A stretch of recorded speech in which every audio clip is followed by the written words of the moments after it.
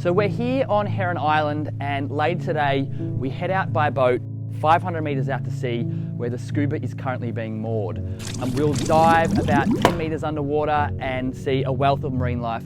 But just before we get on the scUber, we had a snorkel here earlier this morning, and there is an abundance of sea life here. Macro marine life, turtles, sharks, mackerel, snapper, and that's the misconception Queensland Tourism, Uber and citizens of the reef are really trying to shift.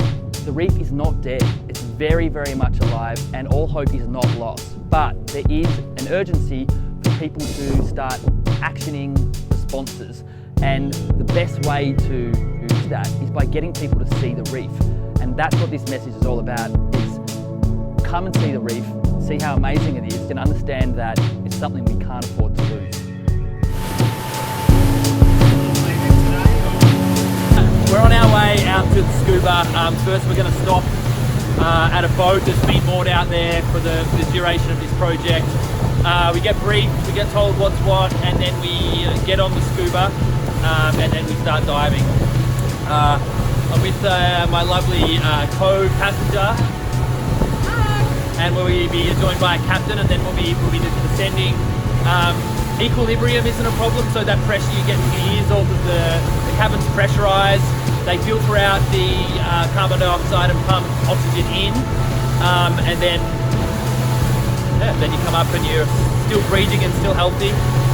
Obviously a huge concern is that the scUber doesn't damage any of the reef. The scUber itself is battery operated, and the pilot is super well versed in all things marine. So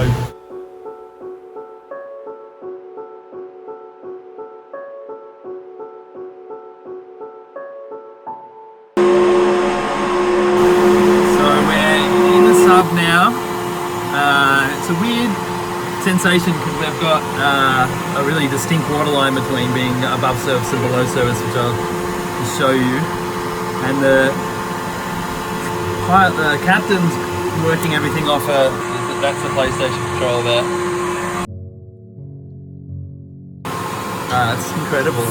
Even the light changing is amazing.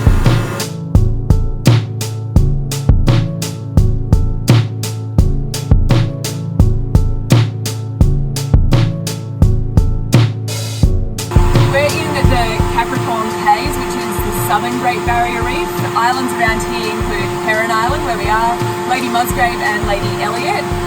These islands have been spared from the consecutive years of coral bleaching in 2016 and 17 due to cyclones bringing in colder waters, which means this area of the reef stayed relatively healthy, and this ecosystem is absolutely amazing. We get manta rays, we get green seas and loggerhead turtles, and they actually nest on Heron Island as well.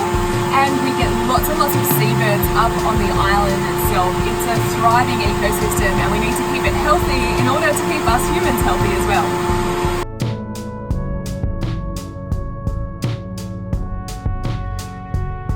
So we've surfaced after being underwater for about 20 minutes.